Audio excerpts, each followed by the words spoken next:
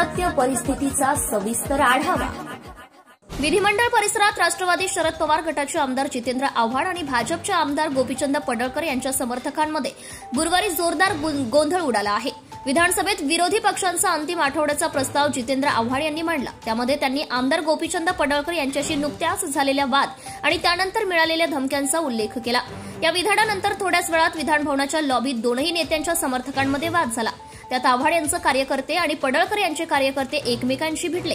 गोपीचंद पडळकर यांचा कार्यकर्ता ऋषिकेश टकले आणि जितेंद्र आव्हाड यांचा कार्यकर्ता नितीन देशमुख यांच्यात वाद झाला। या घटनेनंतर पोलिसांनी मारहाण करणाऱ्या पडळकर गटातील 5 कार्यकर्त्यांना सोडून दिले, मात्र आव्हाड यांचा कार्यकर्ता नितीन देशमुख याला ताब्यात घेतले। रात्री उशिरा पोलीस देशमुख याला घेऊन जात असताना जितेंद्र आव्हाड आणि त्यांच्या कार्यकर्त्यांनी पोलिसांच्या वाहनाला अडवून ठिय्या आंदोलन सुरू केले। यावेळी पोलिसांनी आव्हाड यांना बळाचा वापर करत आव्हाडांना बाजूला केले। या गोंधळामुळे विधिमंडळाच्या संपूर्ण परिसरात मोठा गोंधळ झाल्याचं दिसून आलंय। महाराष्ट्र टुडे मराठीसाठी bureau report, Mumbai. Subscribe now and press the bell icon. Never miss an update.